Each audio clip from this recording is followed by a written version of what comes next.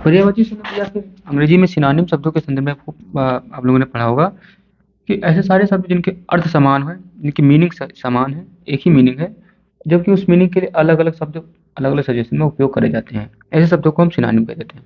हम पढ़ते हैं एक बार, तो हम सारे देखते हैं उदाहरण। जैसे पहला है डिले। डिले का मतलब होता है देर करना, किसी चीज जब देर देर हो रही होती है तो मतलब डिले। ये शब्द आप जनरली दैनिक जीवन में खूब यूज करते हैं आसपास के लोग भी, मतलब डिले डिले मत करो, देर मत करो, ठीक है, डिले हो रहा है, इस टाइप की डिले। और भी शब्द है जो जो जिसका मतलब देर होना होता है, जैसे पोस्टपोन। पोस्टपोन का मतलब होता है एग्जाम की डेट आगे बढ़ गई, जैसे ना एग्जाम की डेट जब आगे बढ़ जाती है तो बोलते हैं पोस्टपोन हो गया एग्जाम, है ना। डिफर का मतलब भी होता है डिले करना। हाइंडर का मतलब भी डिले करना होता है। प्रोलॉन्ग मतलब बहुत देर होगी, इस टाइप का होती है तो बहुत देर की बात होती है तो कह देते हैं प्रोलॉन्ग। एक शब्द होता है prolong. Put off. Put off का मतलब भी होता है देर करना। तो एक बार फिर से बता देते हैं। डिले, डिले के लिए और बहुत सारे शब्द हैं जिनका उपयोग करा जाता है, जिनका जिनका अर्थ है देर हो जाना या देरी करना, क्लियर।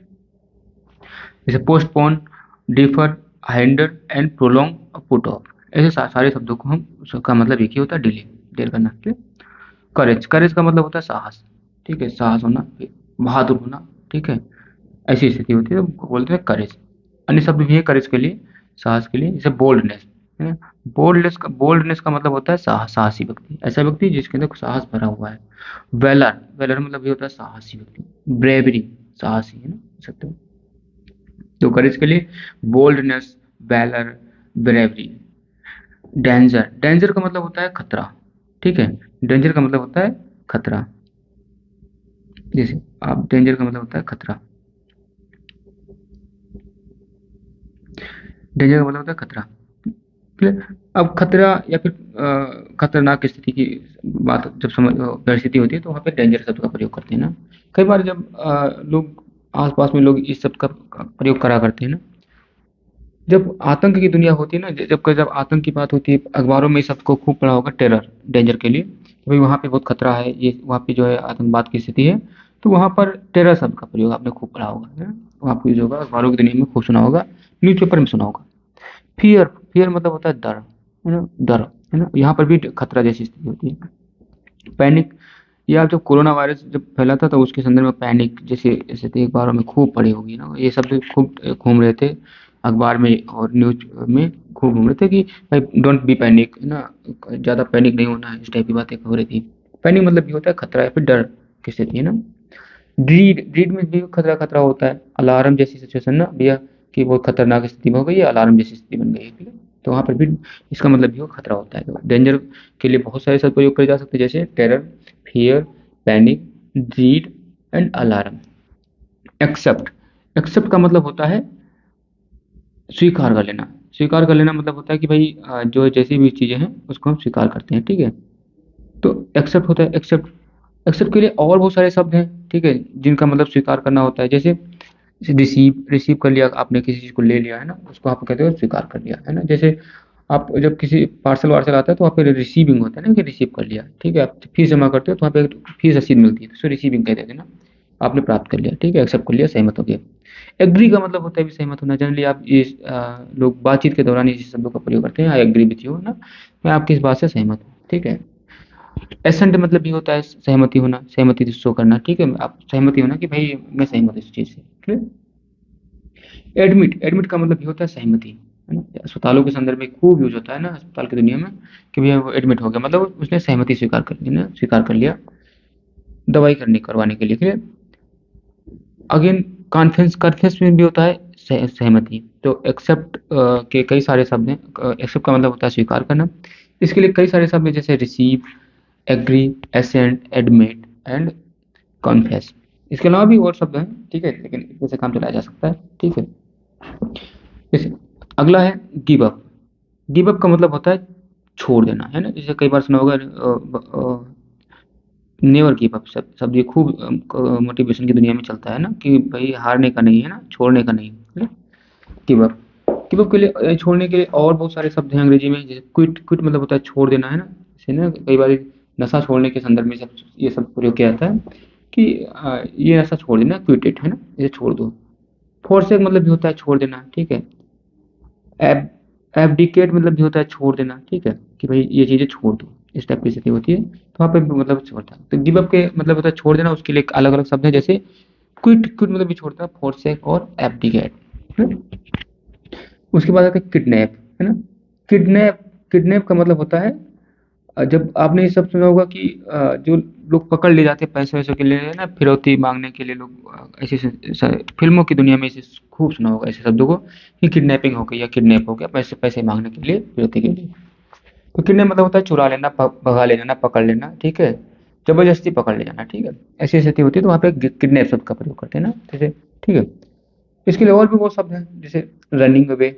रनिंग अवे का मतलब होता है कि भागा ले जाना, ठीक है, भाग जाना इस स्थिति में, ठीक है। और भी शब्द है जैसे एबडक्ट, एबडक्ट मतलब यही होता है कि किडनैप कर लेना है फिर भगा ले जाना, ठीक है। तो किडनैप के लिए दो शब्द और भी हैं, रनिंग अवे और एबडक्ट, क्लियर। उसके बाद है एंगर। एंगर का मतलब होता है गुस्सा होना। गुस्सा होना मतलब आप समझ पा रहे हो, ठीक है। जनरली ये सब बातचीत के दौरान खूब वो किया जाता है कि भाई वो गुस्सा हो गया, एंग्री हो गया ना, ठीक है। Angry old man Amitabh Bachchan के बारे में कहा जाता है, क्लियर। तो एंगर, एंगर के लिए और शब्द भी बहुत सारे हैं गुस्सा के लिए ना। रिसाइंडमेंट, है ना। रिसाइंडमेंट मतलब वही होता है गुस्सा करना। फरी, फरी शब्द का भी प्रयोग करता है गुस्सा के लिए ना, कहीं वो गुस्सा हो गया तो मतलब वो फरी हो गया, है ना, ठीक है। रैग, रैग में भी होता है फ्री होना, ठीक है, तो गुस्सा होना। इंडिग्नेशन में भी होता है फ्री हो या फिर गुस्सा होना, ठीक है। गुस्सा के लिए कई शब्द हैं जैसे एंगर, रिसेंटमेंट, फरी, रैग, इंडिग्नेशन, क्लियर। इसके अलावा और आगे बढ़े तो प्ली, है ना। प्ली का मतलब होता है खुशी, है ना, या फिर महसूस, है ना, क्षमा, क्षमा जैसी स्थिति होती है ना, तो क्षमा याचना जैसी स्थिति होती है ना, तो ऐसे स्थिति को बोलते हैं प्ली आ सकना, है ना। इसके लिए और भी कई शब्द हैं जैसे एक्सक्यूज, है ना। एक्सक्यूज मतलब भी होता है क्षमा करना, जैसे आपने पब्लिक लाइफ में देखा होगा, चलते फिरते लोग कहते हैं ना कि भीड़ में, आपने सुना एक्सक्यूज मी, है ना, मतलब मैं कुछ गलती करने जा रहा हूँ, मैं निकलने जा रहा हूँ यहाँ से, हट जाइए प्लीज, पहले से क्षमा मांग रहा हूँ, माफी मांग रहा हूँ, क्लियर। तो एक्सक्यूज मी कह सकते हैं ना, ठीक है।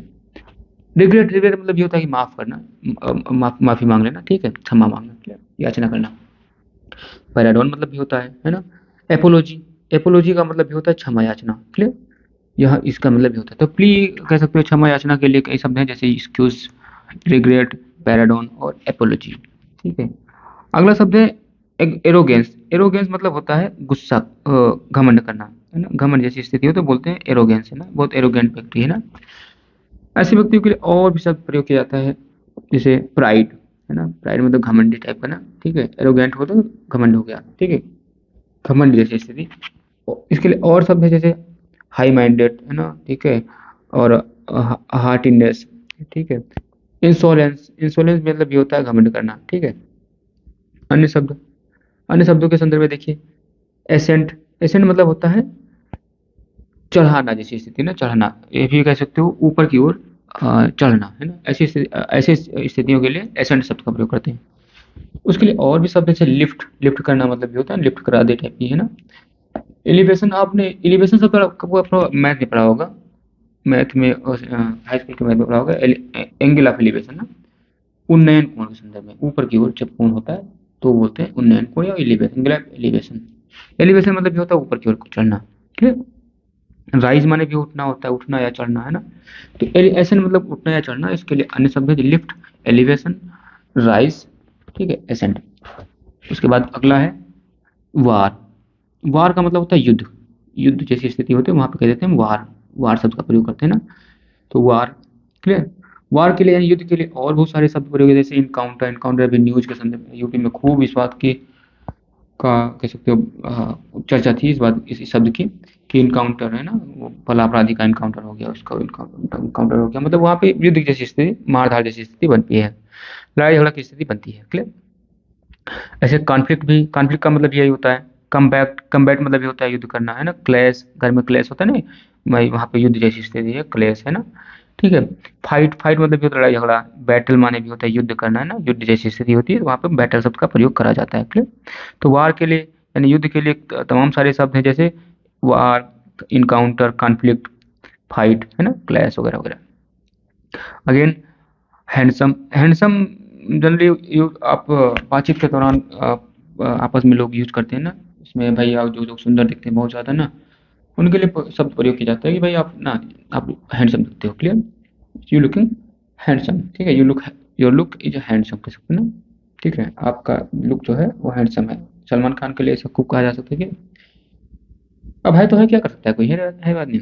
इसके लिए और प्रेटी शब्द है, प्रेटी मतलब भी आप ना सुंदर दिखते हो, ठीक है। ब्यूटीफुल तो कॉमन है, खूब यूज करते हैं लोग, ठीक है।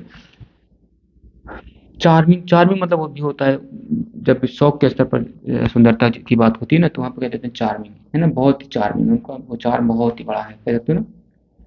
वो सुंदरता, वो सुंदरता है। लवली शब्द भी जो सुंदरता के लिए किया जाता है। गुड लुक, है ना, ऐसे भी कहते हैं ना, यू लुकिंग गुड, है ना, ऐसे भी कह सकते हैं। या फिर your, you are, you have a good look, है ना, आपका बहुत अच्छा दिखावा है, फिर दिखते हो, है ना, इस टाइप की चीज़ होती है।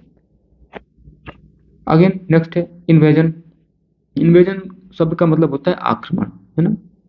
जब आक्रमण कर दिया जाता है, अटैक कर दिया जाता है, तो वहाँ पे शब्द का प्रयोग होता है इन्वेजन। जैसे आर्यों के संदर्भ में पढ़ा होगा कि आर्य जो है हमारे यहाँ आर्य के जो इन्वेजन इन्वेजन थे, उन्होंने जो इन्वेजन किया था, आक्रमण किया था सिंधु घाटी सभ्यता पर। क्लियर? वहाँ के लोग जो लोग रह रहे थे उनके पर आक्रमण किया था। सभ्यता, सिंधु घाटी सभ्यता नष्ट होने के संदर्भ में आप लोग इतिहास में पढ़ा होगा या पढ़ोगे, उनमें इन्वेजन किया था। इन्वेजन के कारण एक ऐसा माना जाता था कि भाई यहाँ पे किसी ने किसी आक्रमण कर दिया, इससे सभ्यता नष्ट हो गई। और भी चीजें हैं, इतिहास में भी पढ़ा होगा। अटैक, तब जितने भी युद्ध पढ़ते हो ना, वो पता चला उन्होंने उन पर आक्रमण करा, उन्होंने उन पर आक्रमण करा ना। तो इन्वेजन का मतलब आक्रमण करना। उसके लिए और शब्द है अटैक, असॉल्ट, है ना, ठीक है। एग्री, एग्रेशन मैंने भी होता है जो है आक्रमण करना, ठीक है। तो आक्रमण करने के लिए कई शब्द हैं, इन्वेजन, अटैक, असॉल्ट, एग्रेशन। अन्य संदर्भ, जैसे अन्य शब्द के लिए बात करें ना, चेंज, चेंज मतलब होता है परिवर्तन, ठीक है, बदलाव। जब बदलाव की स्थिति होती है तो वहाँ पे चेंज शब्द का प्रयोग करते हैं। ये जनरली आप दैनिक जीवन में खूब उपयोग करते हैं कि या ये चेंज हुआ, ये चेंज हुआ, ठीक है, आप फील भी करते हैं। अल्टर, इसके लिए और भी शब्द है, जैसे अल्टर। अल्टर मतलब ये होता है कि बदलाव, ठीक है, अल्टर कर देना मतलब उसको बदल देना, ठीक है। वेरी, वेरी मतलब ये होता है भिन्नता, है ना, आपने वेरिएशन पढ़ा होगा साइंस के संदर्भ में। उसमें जब अलग अलग प्रकार के जीवों की बात होती है तो वहाँ पे कह देते हैं कि बहुत वेरिएशन है, ठीक है, बहुत विभिन्नता है, भिन्न भिन्न, है ना, बदलाव हो जाना। ट्रांसफॉर्मेशन मतलब ये होता है एक एक से दूसरे रूप में बदल जाना, ठीक है। मॉडिफाई में भी ये होता है किसी चीज को बदल देना, ठीक है, किसी का रूप, आकार, वस्तु, स्थिति बदल देना, तो उसको बोलते हैं मॉडिफाई कर दिया। क्लियर? फोन में भी कई बार देखा होगा ना, मॉडिफाइड डेट, है ना, किस डेट को, ये जो है आपके फोन में प्लस जो है पीडीएफ सेव हुई है, तो उसको मॉडिफाइड डेट बोलते हैं। क्लियर? अगेन नेक्स्ट शब्द कह सकते हो, नेक्स्ट वर्ड हो सकता है आपका डिबार। डिबेर मतलब होता है आपने परीक्षा के संदर्भ में इस शब्द को खूब देखा होगा। जब एडमिट कार्ड होता है आता है, उसमें लिखा होता है साफ साफ कि आप अगर कोई गलती करते हो, कोई गलत इन्फॉर्मेशन देते हो, नकल करते करते पकड़े जाते हो, तो आपको अगले 4 साल के लिए डिबार कर दिया जाएगा। मतलब आपको रोक दिया जाएगा परीक्षा देने से, किसी भी परीक्षा देने के लिए, जो उसमें लिखा होता है शर्तों, शर्तों के रूप में, ठीक है। तो डिबार का मतलब रोक देना। अन्य भी शब्द हैं जिसका मतलब होता है रोक देना, ठीक है। इसे एक्सपेल, एक्सपेल का मतलब भी होता है रोक देना। क्लियर? एग्जाइल, एग्जाइल का मतलब ये होता है रोक देना। डिसमिस, आपने कई बार गूगल पे करा होगा, इस शब्द को देखा होगा। उसमें जब पेमेंट फंस जाता है ना, रुक जाता है, तो उसमें होता है कि भाई एक एक ऑप्शन आता है डिसमिस, आप रोकना चाहते हो पेमेंट को, है ना, ये पे कैंसिल करना चाहते हो, तो आप यहाँ पे डिसमिस कर दो, ठीक है। बैनिश का मतलब भी होता है रोकना। क्लियर? तो रोकने के लिए कई शब्द हैं, डिबार, ठीक है, मना करने ना, फिर expel, exile, dismiss, banish. Again next next term है टॉलरेट। टॉलरेट का मतलब होता है भाई, टॉलरेट ना, ई लगाते हैं। टॉलरेट का मतलब होता है कि सहन करना, ठीक है, सह लेना। भाई कोई अगर अ, अपेक्षा के अनुरूप यह व्यवहार नहीं कर रहा है, फिर भी उसके साथ अगर रह पा रहे हो, तो उसका मतलब आप टॉलरेट कर पा रहे हो, है ना, उसे टॉलरेट कर रहे हो, ठीक है। उसे सहमत कह सकते हो, थोड़ा सा ना सह पा रहे हो, ठीक है, सहनशीलता आपके अंदर ज्यादा है, कह सकते हो। इसका मतलब इससे सीधे और भी शब्द है, जैसे बियर, सफर, है ना। आपने कहा ना कि अपने वो हाई स्कूल में खूब लिखा होगा, रटा होगा, बच्चे जनरली कीबोर्ड के रटते हैं। जब लिखना होता है लेटर, है ना, आई सफरिंग फ्रॉम फीवर, है ना, मैं जो है इतने दिनों से बुखार से पीड़ित था, इसलिए मैं नहीं आ पाऊंगा स्कूल, इस टाइप की बात है। वहां पे सफर शब्द का प्रयोग करा होगा ना, ठीक है। अगेन सस्टेन, सस्टेन मतलब ये होता है जो थोड़ा सा वहाँ पे सहनशील को रह लो, है ना, सस्टेन, सस्टेन कर लेना ना, वहाँ पे रह पाना, ठीक है, सह पाना, सहनशीलता कह सकते हो। वहाँ पे संदर्भ में सस्टेन शब्द का भी प्रयोग करता है ना। तो टॉलरेट मतलब सहनशीलता कह सकते हो ना। उसके लिए अन्य शब्द भी प्रयोग किया जाता है, जैसे बियर, सफर, सस्टेन। क्लियर। अन्य भी शब्द हैं इसके अलावा भी, जैसे ब्रेव। ब्रेव मतलब होता है बहादुर, है ना। ठीक है। बहादुर शब्द के लिए और भी शब्द अंग्रेजी में प्रयोग किए जाते हैं बहादुर भाव के लिए, जैसे बोल्ड, है ना, बहुत ही बोल्ड है वो बच्चा, बहुत बोल्ड है, मतलब वो बहुत ही बहादुर है ना, ब्रेव है। फियरलेस है। लेस मतलब होता है जिसके अंदर वो ना हो, उसको बोलते हैं लेस, वहां पर, है ना। लेस मतलब मन, कुछ ना, अभाव। फिर मतलब डर, डर के अभाव की स्थिति होती है तो वहां पे कह देते हैं वो फियरलेस है ना, वो डर से दूर है ना। तो ऐसे शब्दों को कहते हैं फियरलेस। करेजियस, करेजियस मतलब भी होता है साहसी, उसका मतलब भी साहसी मतलब भी होता है बहादुर, है ना। साहसी और बहादुर का भाव एक ही है, मतलब वो कह सकते हो करेजियस, है ना, या फिर ब्रेव। वैलियंट मतलब भी होता है बहादुर। तो बहादुर के लिए कई शब्द हैं अंग्रेजी में, ब्रेव, ब्रेव, ठीक है, bold, fearless, courageous, valiant. Clear. Again, next शब्द है, नेक्स्ट टर्म है परमिट। परमिट का मतलब होता है जो है अनुमति लेना, है अनुमति हो जाना, एक दूसरे को सहमति, अनुमति करना, नहीं है, आज्ञा देना, ठीक है। तो परमिट के लिए अन्य शब्द है, आज्ञा देने के और शब्द है अंग्रेजी में, जैसे अकॉर्ड, है ना। अच्छा, परमिट गवर्नमेंट के संदर्भ में खूब सुना होगा ना, गवर्नमेंट ने इस प्रोजेक्ट को परमिट दे दिया, ठीक है, कि आप ये काम करिए, चाहिए, है ना, ठीक है, अलाउ कर दिया। इसके लिए अन्य शब्द भी हैं, जैसे अकॉर्ड। अकॉर्ड क्या होता है, जब मल्टीनेशनल, जब कोई बात समझौता होता है ना, जैसे व्यापार के संदर्भ में या किसी स्तर पर विभिन्न देशों के बीच में, वहां पर अखबार की दुनिया में आपने पढ़ा होगा, सुना होगा ऐसे शब्दों को, अकॉर्ड हो गया, वहां पे समझौता हो गया, ठीक है। एक दूसरे को सबने आज्ञा कर दे दिया कि भाई आप अपने हमारे यहाँ व्यापार कर सकते हो, ये चीजें कर सकते हो ना, आपस में समझौता करके एक दूसरे को अधिकृत कर दिया। इम्पावर, इम्पावर मतलब भी होता है आप उसके लिए उसको इम्पावर कर दिया, उसके शक्ति दे दिया कि आप ये काम कर सकते हो, ठीक है। तो वहां पर मैं इसका मतलब, इसका भाव यही आता है कि उसको अधिकृत कर दिया, आज्ञा दे दी, ठीक, कि आप ये काम करने में सक्षम हो, आप जाइए ये काम करिए, ठीक? आप इस काम को करने के लिए आपको अलाउ करा जाता है। अलाउ का मतलब होता है आज्ञा करना के लिए। अलाउ आप दैनिक जीवन में खूब यूज करते हो ना, ये वही काम के लिए अलाउ किया जाता है आपको, ठीक है। तो आज्ञा देने के लिए कई शब्द हैं, ठीक है, जैसे अंग्रेजी में, जिसमें permit, accord, empower, allow. Clear. Next term है काइंड। काइंड का मतलब होता है दयालु, ठीक है, दयालु, है ना। दयालु के लिए अन्य शब्द भी अंग्रेजी में है ना, जैसे ह्यूमैन। ह्यूमन मतलब भी होता है दयालु, मानवता जैसी स्थिति होती है, वहाँ पे दयालु, दया दया का भाव उत्पन्न होता है, तो वहाँ पे मानवता जैसी स्थिति होती है, वहाँ पे सब आया तो जो है ह्यूमन, ठीक है। फिर उसके लिए और शब्द है कंसीडरेट, है ना। कंसीडरेट मतलब ये होता है दयालु की स्थिति ना, दयालुता, ठीक है। सिंपैथिक, सिंपैथेटिक ना, सिंपैथेटिक मतलब ये होता है भाई, सिंपैथेटिक ना मतलब होता है दयालु, ठीक है, संवेदनापूर्ण, जैसे उसकी वो संवेदना उसके अंदर है, ठीक है। अगेन, मर्सीफुल, जिसके अंदर दया है उसको मर्सीफुल भी कहते हैं ना। मर्सी एक कविता पढ़ा होगा मैंने पिछली कक्षाओं में, उसमें मर्सी का मतलब दया होता है, जिसके अंदर दया भरी है उसको भी कह सकते हो आप दयालु, है सकते हो ना, मर्सीफुल। क्लियर। अगला है फ्रैंक। फ्रैंक नहीं तो फ्रैंक होता है, ठीक है, फ्रैंक यहाँ पे कह सकते हो, यहाँ पे लगेगा के, है ना, के, है ना। तो फ्रैंक, है ना, फ्रैंक मतलब होता है कि भाई वो इसके अंदर कुछ छुपाता नहीं है, है ना, सब कुछ बाहर जो है, जो दिखता है वही है ना, मतलब निष्कपट जैसी स्थिति है। ऐसे व्यक्तियों के लिए फ्रैंक सब हो जाते हैं ना, कहते हैं ना कि आप बहुत फ्रैंक हो, यू सो फ्रैंक, है ना, कह सकते हो, ठीक है, you are so frank. Blunt, इसके लिए ब्लंट शब्द भी उपयोग किया जाता है कि आप ना, आपको छुपाते नहीं हो, आप सब कुछ बताते हो, या कि आप एकदम ओपन माइंडेड हो, ओपन खुले हो, ठीक है, आपके अंदर कपट जैसी स्थिति नहीं है, कोई षड्यंत्र जैसी स्थिति नहीं है आपके अंदर, ठीक है। ऐसे सब, ऐसे व्यक्तियों के लिए फ्रैंक शब्द प्रयोग किया जाता है। क्लियर। इसके लिए अन्य शब्द प्रयोग किया जाता है, जैसे स्ट्रेट फॉरवर्ड, सीधा धक्का देना। बहुत से लोग ऐसे होते हैं सीधा धक्का देते हैं, कोई भी बात बोलना होता है मतलब सीधा धक्का, हम तो लोग यही थक से, है ना, इस टाइप की बात है ना। तो स्ट्रेट फॉरवर्ड, जब उसको भी स्ट्रेट फॉरवर्ड कहते हैं, ठीक है। आउट स्पोकन, सीधा सीधा बोल देना तुरंत, जैसे जो भी उनके दिमाग में है वो सीधा सीधा बोल देना, ठीक है। इसके लिए और भी शब्द है कैंडिड। तो आप कहते हो जो लोग कुछ छिपाते नहीं है, सीधा सीधा बोल देते हैं, कोई मन में नहीं चलता उनकी बातें ना, कपट जैसी स्थिति होती है, षड्यंत्र जैसी स्थिति उनके अंदर नहीं होती, ऐसे शब्दों, ऐसे लोगों के लिए कई शब्द प्रयोग किए जाते हैं, जैसे फ्रैंक, ब्लंट, स्ट्रेट फॉरवर्ड, है ना, ऐसा व्यक्ति जैसे स्ट्रेट फॉरवर्ड, है ना, आउट स्पोकन, कैंडिड, ऐसे सब प्रयोग किए जाते हैं। क्लियर। अगला, अगला शब्द कह सकते हो क्लेवर। क्लेवर का मतलब होता है चतुर, है ना। चतुर ऐसा व्यक्ति जो चालाक है ना।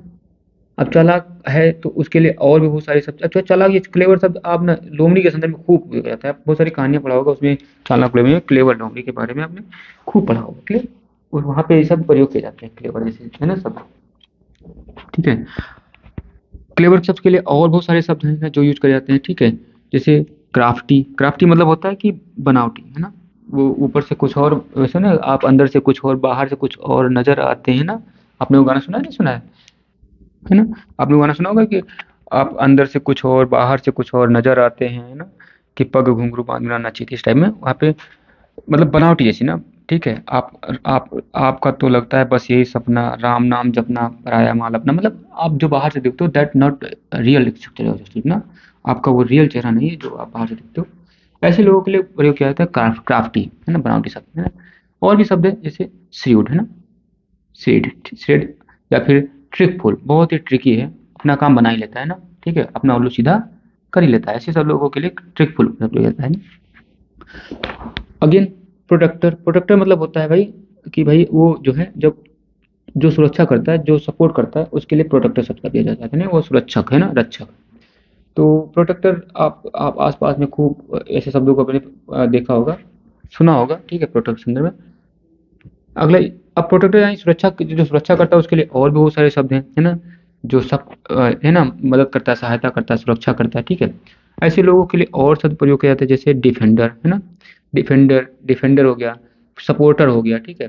चैंपियन हो गया, ठीक है? ऐसे लोगों के लिए शब्द प्रयोग किया जाता है जो सहायता करते हैं, मदद करते हैं, ठीक है? जो सुरक्षा करते हैं ना समय आने पे, ऐसे लोगों के लिए प्रयोग किया जाता है प्रोटेक्टर, सपोर्टर, डिफेंडर, चैंपियन, ठीक है? ऐसे शब्दों का प्रयोग करा जाता है। क्लियर? अगेन नेक्स्ट है सपोर्टर, सपोर्ट, है ना? सपोर्ट मतलब होता है मदद, जैसे वहां पे था सपोर्टर को व्यक्ति के संदर्भ में बात हो रही थी, यहाँ पर मदद एक भाव के संदर्भ में बात हो रही है ना, ठीक है? गुण के संदर्भ में बात हो रही है। तो सपोर्ट, सपोर्ट का मतलब होता है कि जो है उससे मदद कर रही होती है, ठीक है? अपहोल्ड, सपोर्ट मतलब ये आप आस-पास में खूब सुना होगा ना, मैं आपको सपोर्ट करता हूँ, मैं आपकी मदद करता हूँ, इस टाइप की, है ना? आपस में वो उनकी सपोर्ट करते हैं, इस टाइप का। आपस में बातचीत करवाने से सबको इससे खूब परिचित होंगे होंगे ना। अपहोल्ड, अपहोल्ड ये शब्द आपने साइंस में पढ़ा होगा कि जड़ें जो हैं, है ना? रूट अपहोल्ड प्लांट, है ना? जड़ें प्लांट को रोके रखती है ना, सपोर्ट मदद उसको खड़े रहने में मदद करती हैं, ठीक है? मेंटेन, मेंटेन मतलब ये होता है कि अपने आप को मेंटेन मेंटेन बनाए रखता है ना, अपने आप को मेंटेन, ताकि वो बीमार ना हो जाए ना, इस टाइप की स्थिति होती है, तो मतलब ये वो अपने आप को सपोर्ट कर रहा है। अप्रूव, अप्रूव ये सब सुना होगा ना कि जो है गवर्नमेंट ने ये प्रोजेक्ट को अप्रूव कर दिया है ना, इसमें भी सब गवर्नमेंट ने सपोर्ट, सब थोड़ा सा सपोर्ट कर दिया। चैंपियन यहाँ पे भी शब्द है ना, कह सकते हो, ठीक है? तो यहाँ पर भी कह सकते हो। अगला नेक्स्ट टर्म है डल, डल का मतलब होता है ना, थोड़ा सा कह सकते हो दब्बू टाइप की स्थिति होती है ना, थोड़ा सा दबा हुआ कह सकते हो, ठीक है? ऐसे लोगों को बोलते हैं ना, जिससे जिससे तंग आ जाए, जैसे लोग ना थक जाए जिससे, उसको बोलते हैं डल, है ना? डल शब्द हो सकता है, डल भाव हो सकता है, डल कार्य हो सकता है ना, डल दिखना हो सकता है, डल कुछ भी हो सकता है ना, जिसका कह सकते हो थोड़ा सा दब्बूपन स्थिति हो ना, ठीक है? थोड़ा सा कमजोर उसका क्षमता हो या फिर भाव हो, ठीक है? तो वहाँ पे डल स्थिति शब्द का प्रयोग करते हैं ना, ठीक है? जैसे डल कलर, है ना? बहुत हल्का कलर है तो उसको बोल दो डल कलर, है ना? बहुत ही कमजोर कलर है। क्लियर? बोरिंग ऐसा है ना, बोरिंग बहुत ही आपकी बातचीत में बहुत ही डल है ना, बहुत ही जैसे बोर हो जाती है स्थिति, तो वहाँ पे बोरिंग शब्द का प्रयोग करते हैं ना, ठीक है? बेरिसम, टीडियस, है ना, कह सकते हो टेडियस ना, मोनोटोनस, एक ही बात बार बार बोलते चला जा रहा है, थक जाते हैं लोग सुनकर ना, ऐसे लोग तो डल है ना, यहाँ पे बातचीत जो है डल है, रोचकता नहीं है ना, ऐसे शब्दों को डल बोलते हैं। अगला टर्म है बिलीफ, ठीक है? बिलीफ का मतलब होता है विश्वास, ठीक है?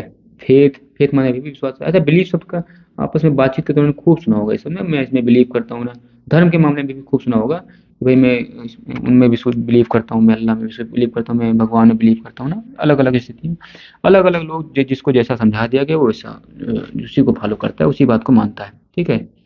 इस बात की भी संभावना है उसे, अगर दूसरा समय रहते दूसरा को समझाया जाता है तो वो दूसरा मान रहा होता है, इस बात की संभावना है, जिससे जो ठीक तरह कहने कि जो जो उसको समझ में आया वो ही मान रहा है, ठीक है?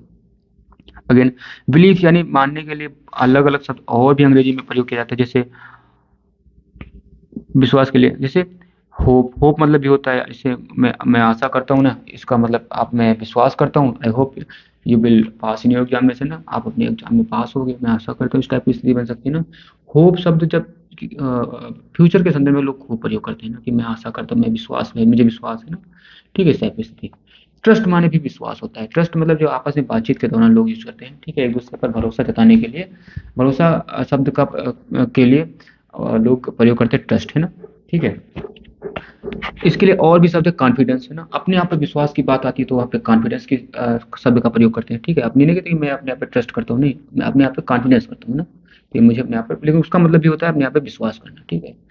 फेथ फेथ मतलब होता है, फेथ का शब्द आपने पूछना होगा भगवान के संदर्भ में, अल्लाह के संदर्भ में भी मेरे जो है, जो अदृश्य है, जो दिखता नहीं, उसके संदर्भ में आपने सुना होगा। उसका मतलब भी होता है, वहाँ मतलब भी होता है विश्वास, लेकिन वहाँ पर फेथ शब्द का प्रयोग करते हैं। जैसे इन्हें जो है मिरेकल में फेथ है ना, उनके चमत्कार में विश्वास है, इन्हें भगवान में विश्वास है, इनकी माता जी में विश्वास है, इस टाइप की स्थिति होती है तो वहाँ पे फेथ शब्द का प्रयोग करते हैं। रिलायंस का मतलब भी होता है विश्वास करना। तो विश्वास के लिए कई शब्द हैं, belief, hope, trust, confidence, faith, Reliance. आपने देखा कि अलग अलग शब्द जिनका मतलब तो लगभग लगभग समान है, लेकिन अलग अलग सिचुएशन में अगर उनको अलग अलग ढंग से उपयोग किया जाए तो उनका थोड़ा सा अर्थ में रोचकता आ जाती है। जैसे मैं अगर फेथ कहूँ ना, तो फेथ अगर आपका जो ट्रस्ट के प्लेस पे, जहाँ पे ट्रस्ट उपयोग किया जाता है, वहां पे करोगे तो नहीं मजा आएगा ना। जैसे मैं कहूँ कि आप एग्जाम में पास हो गए, मुझे फेथ है, नहीं अच्छा लगेगा थोड़ा सा। मैं होप कहता हूँ, मुझे होप है, मैं ट्रस्ट करता हूँ। जैसे मैं कहता हूँ, मैं होप करता हूँ कि आप जो है एग्जाम में पास हो जाओगे, तो यहाँ पे होप मतलब तो यहाँ पे विश्वास करना है, ऐसा करना है। लेकिन और होप का मतलब, फेथ का मतलब भी वही है, लेकिन यहाँ पे होप कहोगे तो अच्छा रहेगा।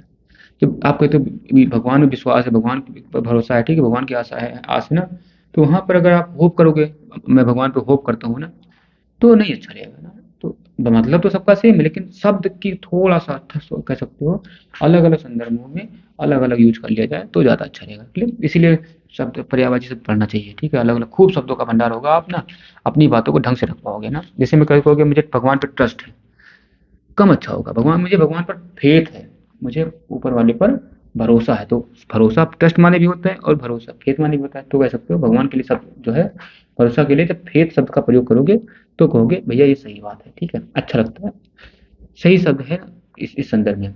जब आप आपस में बातचीत करते हो, दोस्त या व्यवहार या फिर आसपास में घर भर में ना, ठीक है, तो वहाँ पे कहते हो मुझे इस पर ट्रस्ट है टोटल, है ना। जब किसी व्यक्ति पर कहते हो तो वहाँ पे फेथ कहोगे फिर मजा नहीं आएगा, है ना। तो वहाँ पे ट्रस्ट कहोगे तो अच्छा रहेगा। इसलिए मतलब सबका लगभग लगभग सेम है, लेकिन सिचुएशन अलग अलग, सिचुएशन में अलग अलग शब्द उपयोग करे जा सकते हैं, ठीक है।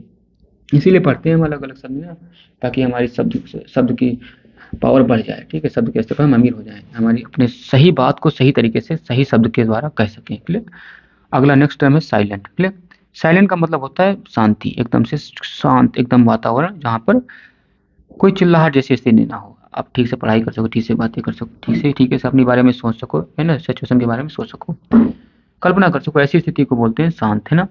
शांत के लिए और बहुत सारे शब्द प्रयोग करते हैं ना, जैसे नॉइजलेस। नॉइज मतलब जहाँ पे, नॉइज लेस मतलब मैंने बताया जहाँ पे वो अभाव हो, नॉइज मतलब आवाज, जहाँ आवाज ना हो वहाँ पे अब जाहिर सी बात है शांति है जैसी स्थिति होगी। क्लियर? हाँ, ऐसा हमेशा नहीं कि जहाँ पे आवाज ना हो वहाँ पे शांति होगी। कई बार ऐसा होता है कि घटना दुर्घटना हो जाती है, लोगों की आवाज बंद हो जाती है, पर वहां पर अंतर्मन में खूब अशांति फैली होती है, खूब चिल्लाहट हो रही होती है अंतर्मन पे। बाहर जरूर सब लोग चुप होते हैं, पर अंदर खूब युद्ध चल रहा होता है। तो ऐसी स्थिति में भैया कहते हैं कि अशांति तो बाहर से दिख रही है लेकिन अशांति अंदर है ना। तो ये जरूरी नहीं कि आवाज ना हो तो मतलब ये जो है वहां पे शांति है, लेकिन मान लेते हैं जहाँ पे आवाज नहीं होती वहां पे शांति जैसी स्थिति होती है। इसके लिए और भी सब प्रयोग है, जैसे काम। काम मतलब ये होता है शांत, है ना, कूल डाउन या काम डाउन, ठीक है।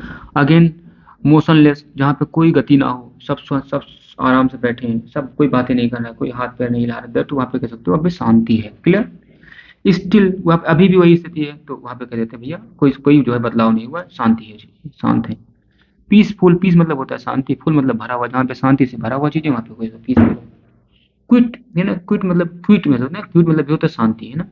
तो इसके लिए भी शांति शब्द का प्रयोग किया जाता है। तो क्विट शांति के लिए कई शब्द, ये आपके बुक में है ना चैप्टर, वहाँ पे क्विट पढ़ोगे ना, एक चैप्टर है वहाँ पे कीपिंग क्विट, है ना, वहाँ पे शायद देखेंगे, अगर होगा तो पढ़ेंगे। ठीक है? तो शांति के लिए आपने कितने सब पढ़ा? साइलेंट, काम, noiseless, motionless, still, peaceful, quit. Clear? Again next next term है डिमोलिश। डिमोलिश शब्द आपने अखबार में खूब पढ़ा होगा। ये सब जनरली ओवैसी सर खूब यूज करते हैं ना, कि भाई ये मस्जिद डिमोलिश हो गई, वहाँ पे है ना मंदिर गिरा दी गई। जब जब किसी को नष्ट कर दिया जाता है, गिरा दिया जाता है, बर्बाद कर दिया जाता है, तो उसके वहां पर ना बाबरी मस्जिद के संदर्भ में खूब सुना होगा इसे, डिमोलिश शब्द ना, जब न्यूज आती है तो वहां पे मतलब वो गिराने की बात होती है, नष्ट करने की बात होती है, तो वहां पे कह देते हैं भैया डिमोलिश हुआ है चीजें। क्लियर? कई बार रूइन, और रूइन शब्द का प्रयोग होता है। रूइन शब्द मतलब होता है बर्बाद का होना या फिर चीजें अस्त व्यस्त हो जाना, वहां पे रूइन शब्द का है। डिस्ट्रॉय शब्द आपने सुना होगा। डिस्ट्रॉय मतलब जो किसी चीज या फिर कोई वस्तु जब अस्त व्यस्त कर दी जाती है तो हम तो बोलते हैं ये डिस्ट्रॉय कर दिया, सर मेरा खिलौना डिस्ट्रॉय कर दिया ना, मेरी किताबें डिस्ट्रॉय कर दिया, दुनिया भर की बातें कहते हैं, तो वहाँ पे मतलब डिस्ट्रॉय हो गया, वहाँ पे सब कहते हैं। ठीक है? आप देख रहे हो कि शब्द का मतलब तो एक है, लेकिन अलग अलग संदर्भों में अलग अलग शब्द जो है उपयुक्त होते हैं यूज करने के ना। ठीक है? लेवल, ठीक है, लेबल मतलब क्या कहते हैं, लेबल कर दिया, सब बराबर कर दिया, सब सब लिप होती है, बराबर कर दिया ना, सब बराबर कर दिया, सब नष्ट कर दिया, सब बराबर कर दिया। रेज, रेज मतलब ये होता है नष्ट कर देना, पुल डाउन सब खत्म कर देना, क्लियर। ठीक है, वीप आउट, वीप मतलब होता है रोना, आउट मतलब सब ऐसा काम कर दिया, सब रोने धोने वाला काम कर दिया, क्लियर। तो रोने धोने की स्थिति बन गई, ठीक है। अगला टर्म है सेव, सेव मतलब होता है बचा ना, बचाओ, ठीक है, बचाना, ठीक है। सेव मतलब होता है बचाना, बचाना।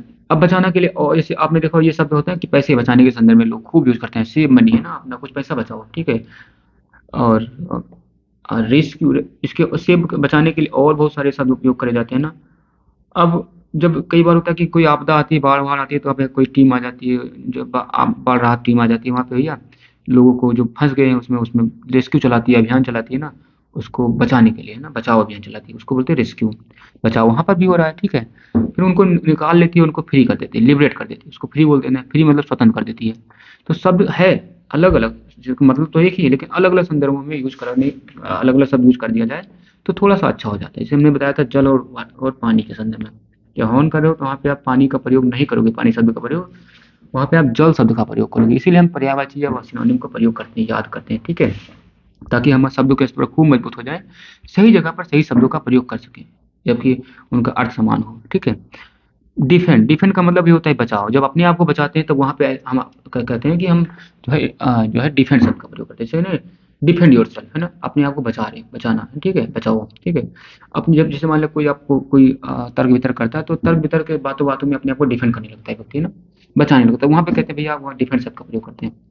अगर प्रोटेक्ट, जब किसी दूसरे को बचाने की बात होती है तो कह देते भैया प्रोटेक्ट, उसको उसको बचा रहा है, मतलब है बचाने की बात है, लेकिन अलग अलग संदर्भों में देखिए अलग अलग शब्द का प्रयोग करा जा सकता है। तो प्रोटेक्शन या ये प्रोटेक्ट की बात करते हैं ना, मतलब उसको बचा रहा है, कह सकते हो। अगेन और भी शब्द है सील्ड, सील पढ़ा होगा, जब आपने एटॉमिक एनर्जी पढ़ा होगा, ठीक है। तो या पढ़ोगे आगे तो उसे पढ़ोगे कि एटॉमिक एनर्जी जब बनाया जाता है, एटॉमिक जो प्लांट लगाया जाता है, तो वहाँ पर बाहर, अब क्योंकि हम बहुत बम, एटम बम का विस्फोट हो जाता है तो समझ लीजिए क्या क्या होता है। आप नेपाल की कहानी पढ़ चुके हो ना, वो जापान की कहानी, ठीक है। तो शील्ड इतना मोटी धातु की बहुत बड़ी परत बना जाती है, ठीक है, उसके ऊपर चढ़ा दी जाती है पूरे प्लांट के ऊपर, ठीक है, ताकि उससे कोई भी रे बाहर ना निकल पाए, ताकि विस्फोट ना हो पाए, क्लियर। वहां पे शब्द का प्रयोग सुना होगा शील्ड है ना, कि चादर चढ़ा दी जाती है, क्लियर।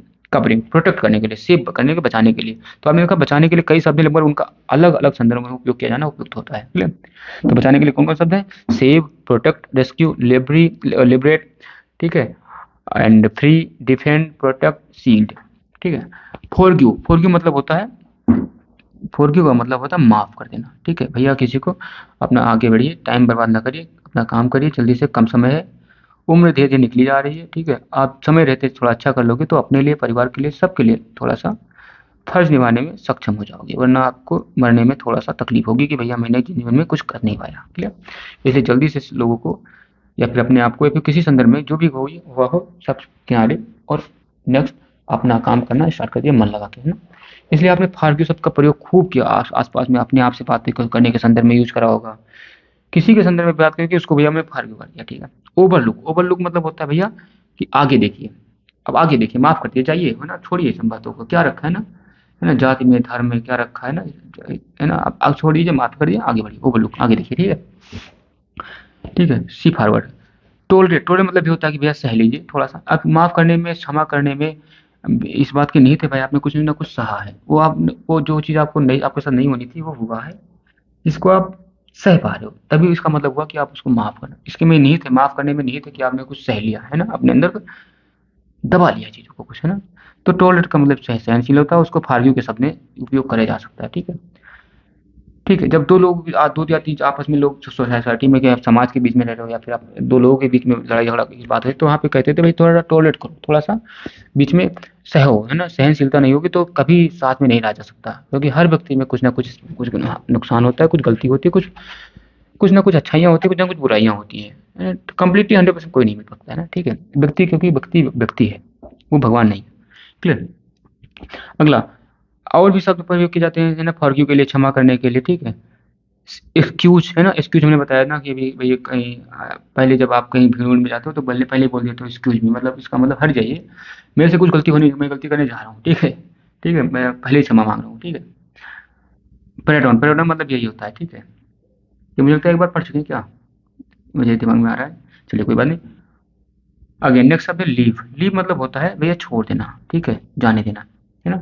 लीव मतलब होता है छोड़ देना, बहुत हो गया अब नहीं हो पाएगा तो अब इसलिए उसको छोड़ दिया, है ना, बहुत हो गया अब याद नहीं कर पाऊंगा, है ना। इसका मतलब अब लीव कर दिया, क्विट कर दिया, क्विट, है ना। मतलब कि कई बार ये आपने नशा छोड़ने के संदर्भ में आप लोग खूब सलाह देते हैं कि अखबारों में, न्यूज में, या फिर अन्य संदर्भों में कि भाई ये आदत छोड़ दीजिए, क्विट इट, है ना, नशा छोड़ दीजिए। फोर्स शब्द का भी प्रयोग किया जाता है छोड़ने के संदर्भ में, ठीक है। फिर रेलिंक्यूस, ये इस शब्द का भी प्रयोग किया जाता है, ठीक है। अबैंडन, इसका मतलब भी होता है छोड़ देना। तो छोड़ देने के लिए कई सारे अलग अलग शब्द होते हैं, जैसे लीव, क्विट, फोर्सेक, रेलिंक्यूस, अबैंडन, ठीक है। अगला शब्द है फियरफुल। फियरफुल मतलब, फुल मतलब होता है भरा हुआ। फियर का मतलब होता है डर। डर से भरा हुआ व्यक्ति को क्या कहोगे आप, जो डरपोक कह दोगे ना, तो ऐसे व्यक्ति को कहते हैं डरपोक, है ना। डरपोक, अब फियर मान लो कोई दुर्घटना हुई है या फिर कुछ ऐसी घटना होने की संभावना है, ऐसी स्थिति में आप फियरफुल मतलब डरा हुआ व्यक्ति होता है तो उसके लिए कहते हैं भैया आप डरा हुआ, वहां पे फियरफुल शब्द का प्रयोग करते हैं। किंतु कोई कोई आने वाली घटना से अगर कोई व्यक्ति डरा हुआ है, ठीक है, या कोई आपदा से आने वाला डरा, तो फिर या कह सकते हो सो अफ्रेड, है ना। तो इसलिए सलाह देते हैं लोग जनरली, आपस में देखा होगा कि डोंट बी अफ्रेड, है ना, वो सब जो है चिंता ना करो, बहुत ज्यादा डरो मत, ठीक है, आगे बढ़ो। साई माने भी होता है डरा हुआ। डिफिडेंट, है ना, डिफिडेंट मतलब होता है डरपोक या डरा हुआ। टिमिड, टिमिड शब्द का प्रयोग किया जाता है भैया जो डरपोक शब्द के लिए, है ना, सीधा सा कोई डरपोक या दब्बो किस्म का व्यक्ति है तो उसके लिए टिमिड शब्द का प्रयोग किया जाता है, ठीक है। कोवर्डली ना, कोवर्डली भी शब्द का मतलब होता है डरपोक। तो डरपोक के लिए कई अलग अलग शब्द होते हैं ना, उनके उनके जैसे फियरफुल, अफ्रेड, सी, डिफेंडेंट, टिमिड, है ना, कवर्डली, ठीक है। अगेन नेक्स्ट टर्म है विक्ट्री। विक्ट्री मतलब होता है, विक्ट्री का मतलब होता है विजय, जीत, है ना, ठीक है। विक्ट्री मतलब होता है जीत। जब कोई जीत जाता है तो कहते हैं भैया वो जो है विक्ट्री हो गया उसका, है ना, विजय प्राप्त कर लिया। इसके लिए और बहुत सारे, अब विजय संदर्भ में जब कोई युद्ध से जैसी स्थिति जब कोई जीतता है तो वहां पे विक्ट्री शब्द का प्रयोग करा जाता है, क्लियर।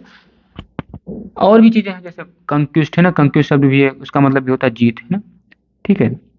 अगेन मास्टरी, मास्टरी मतलब भी होता है जीत, है ना, जब किसी पढ़ाई के मामले में कोई जीत जाता है, ठीक है, कोई ज्ञान प्राप्त कर लेता है कोई भयंकर ना, तो उसका मतलब वो जीत गया।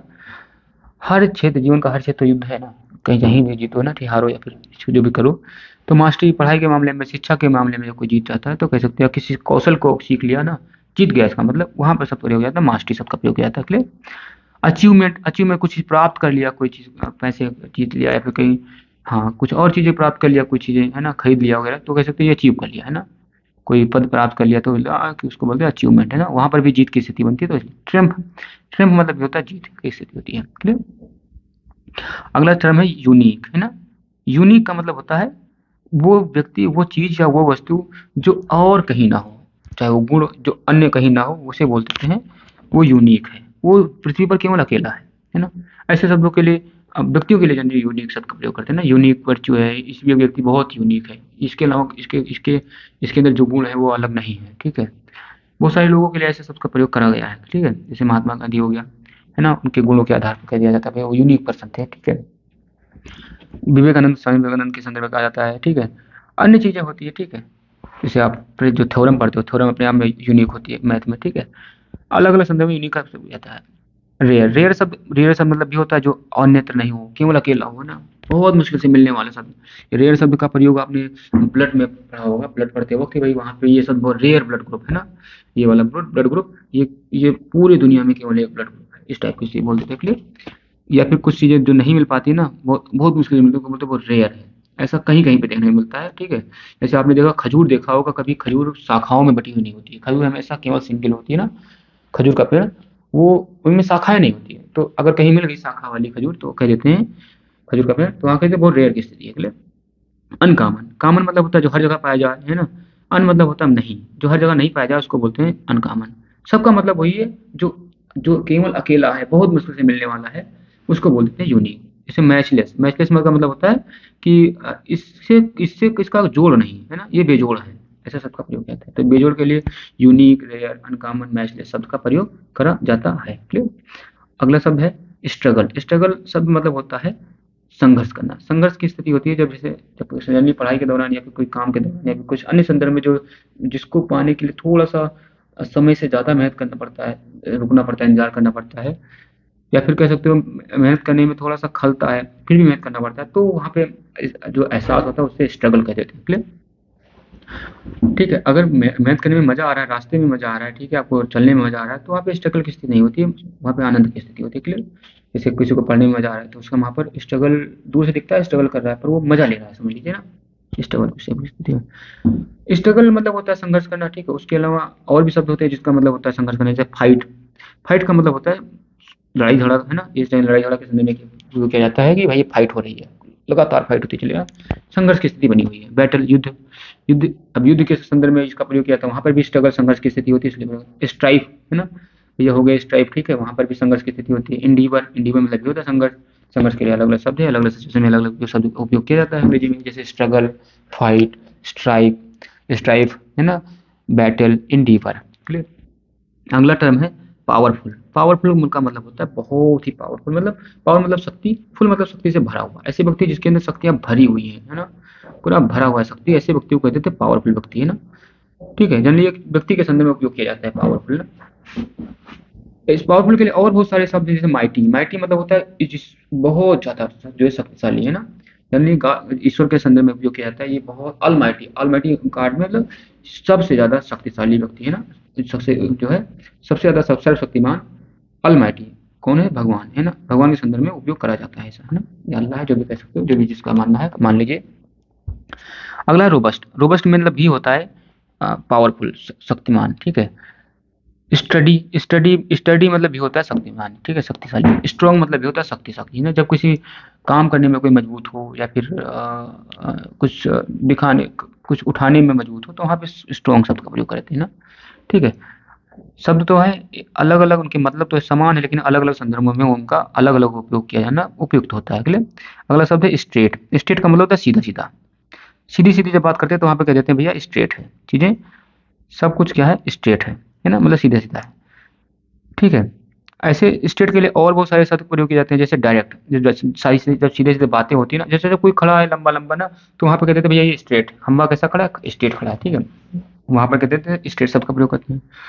जब बातचीत होती है तो वहाँ पे कहते हैं डायरेक्ट, डायरेक्ट बातचीत होती है, तो उसको सीधी सीधी बातचीत होती है, सीधा सीधा बातचीत हो रही है आमने सामने, तो उसको बोलते हैं डायरेक्ट बातचीत ना, वहाँ पे डायरेक्ट शब्द का प्रयोग करते हैं, है ना। राइट, राइट मतलब होता है सीधा, है ना, सीधा है, जब ये समकोण जब बनाते हो ना तो वहाँ पे राइट एंगल बोलते हैं ना, तो सीधा सीधा, दाहिना हाथ सीधा हाथ, है ना, कैसे, तो वहाँ पे राइट शब्द का प्रयोग करते हैं। क्लियर? रेगुलर, रेगुलर मतलब लगातार, है ना, वहाँ पे सीधा सीधा हो रहा है, ठीक, सीधी लाइन जा रही है, मतलब रेगुलर। इरेक्ट, इरेक्ट का मतलब भी होता है, इरेक्ट का मतलब जो है कि कोई चीज़ें अगर मान लिया जो है पड़ी थी, वो एकदम से कह सकते हो उसको खड़ा कर दिया गया, और जैसे मान लिया लाठी खड़ी पड़ी थी, उसको खड़ा कर दिया गया लाठी को, तो वहाँ पे इरेक्ट शब्द का प्रयोग किया, वो लाठी में लाठी इरेक्ट हो गई, खड़ी गई, खड़ी हो गई। क्लियर? कर ना, शब्द का मतलब एक ही है, खड़ा होना, ठीक है, सीधा सीधा। उनमें उनके लिए अलग अलग शब्द अलग अलग संदर्भ में उपयोग किया जा सकता है, जैसे straight, direct, right, regular, erect ना। अगेन नेक्स्ट टर्म है हेट। हेट का मतलब होता है जो है